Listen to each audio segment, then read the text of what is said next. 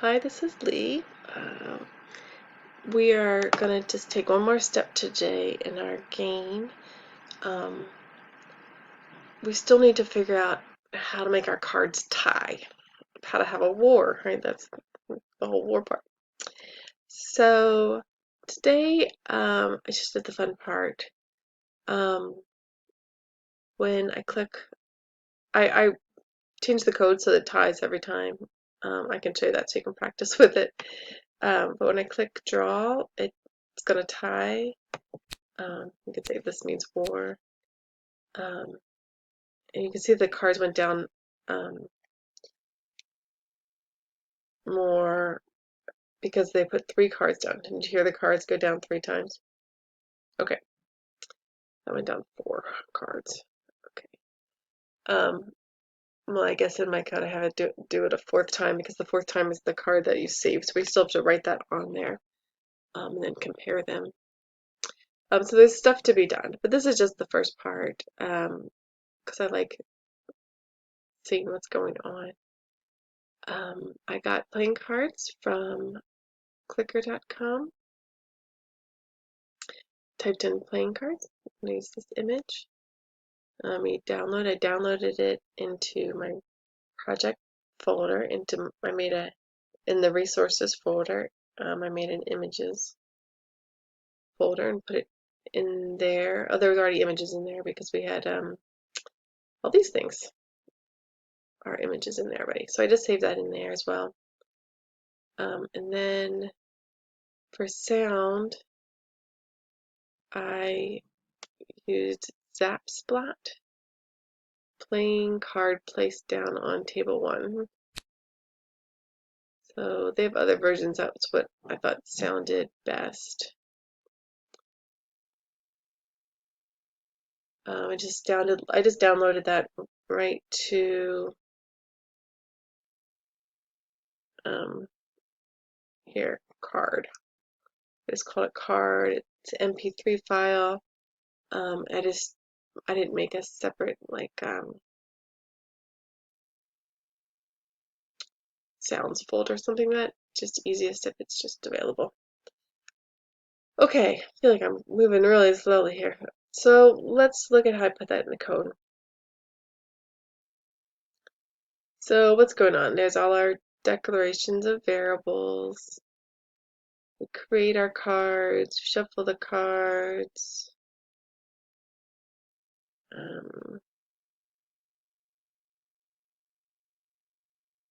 Okay, so here's what I did for, I took out the actual shuffle, right? The function here where it's shuffled, that doesn't run unless we tell it to run. So it's called calling the function. So I took out the function called to shuffle them, and then taking half of them and giving them to the second player. I just took that out with the notation, the backslash and asterisk. So that's done. And then I just did for cards through cards length, first player, give it the first player the first card, and the second player give it the first card. So everyone gets 52 cards, and they get the same exact cards, and they get them in the same exact order. So every time it's a tie. I did that so I could practice working with this. And then, well, I'll show you later what I did. Because I moved on in the code to practice, like with the next step. So we write in how many cards they have. We draw. We empty what's there. We assign their numbers and suits. We write it on the page. And then we check. Number 1's less. Oh no, this is the Jack, Queen, King. We put the images in. We put the played cards into their own array and take them out of the player arrays. So, and then we check to see who wins. If number 1 is greater than number 2, else if number 2 is greater than number 1. I think I'm going to go ahead and say else if, just so we have this in the code clear. Number 1 equals number 2. So it's checking to see if they're equal, and if they're equal, then for each player we're going to put down 3 cards. So you can't see this happening. You could put console log, console log. You could, write your note to yourself, put down a card, and then you could just do something like number 1, number 2 to see what the 2 numbers are being put down. That's not going to be too meaningful right now because the cards are just the same. But it's taking the first player's first card, that's in the place 0, and it's putting in the played cards pile.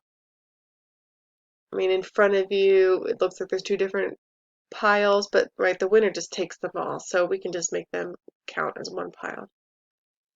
Second player, take the first one, first card, first thing in their array, and we put it into the played cards array. And then we take 1 item off the array from the 0th place, the first place in the array, we take 1 thing off for each player, so it's not in their hand anymore.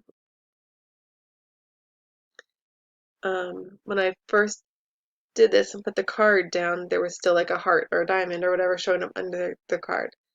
So, because they're actual cards, right? It's thinking through this card, this card, this card.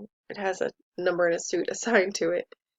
But we're going to do display none. So we change the CSS by which area we want to apply it to.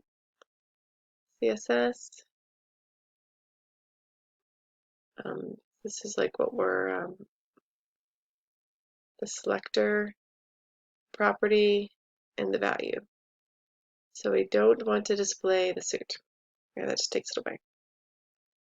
So the number 1 image, this is what we used for like the Jack, Queen, King. I just copied it from up there, put it down here. It's image, the source is images. We don't have resources. Images, cards, PNG. And then it was real tiny because it was a smaller size because of the Jack, King, Queen. They don't fill the whole space up. We just made them little. So I just put right in there a style and just made it bigger. And then we write them to the HTML.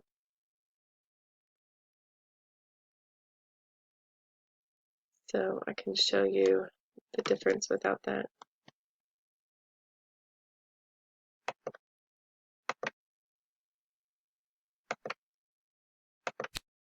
So it was little, and then the heart or whatever is showing up underneath here. So I added style right. It's called inline style. I just write it right in there.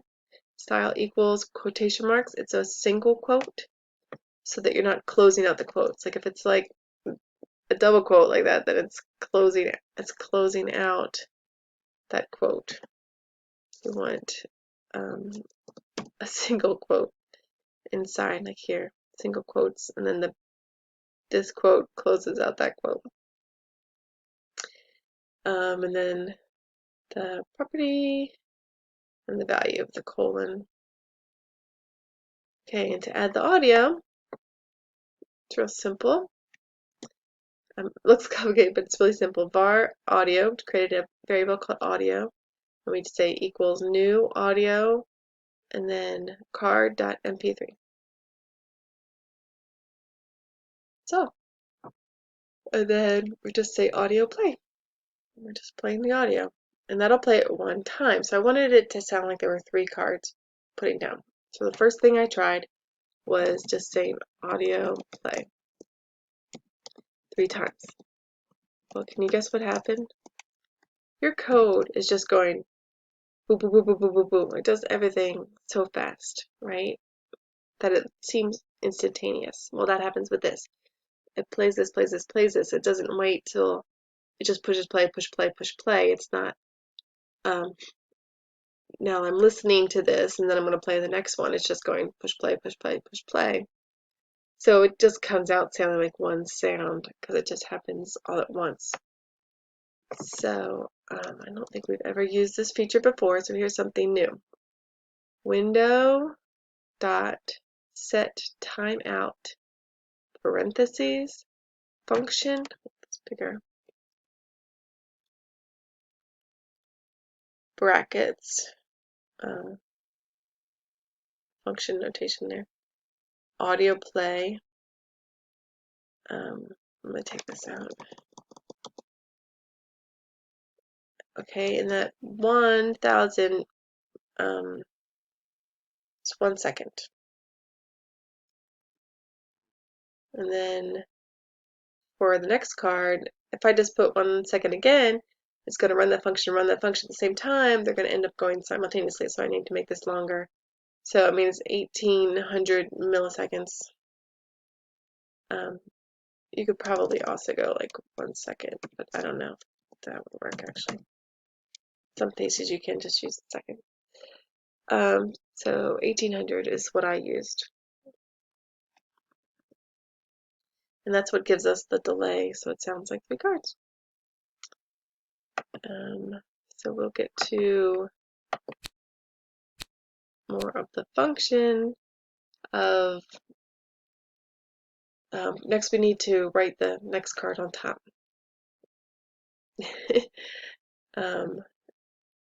And then we need to, what are we going to need to do? We're going to need to check if there's a winner or check if it's a tie again. And then we need to, if it's a tie again, it's going to keep going, or it needs to move on. It needs to, if there are not enough cards to put 3 down, then we have a winner. Things like that. So there's still some more to do, but we are getting close. All right, see you next lesson.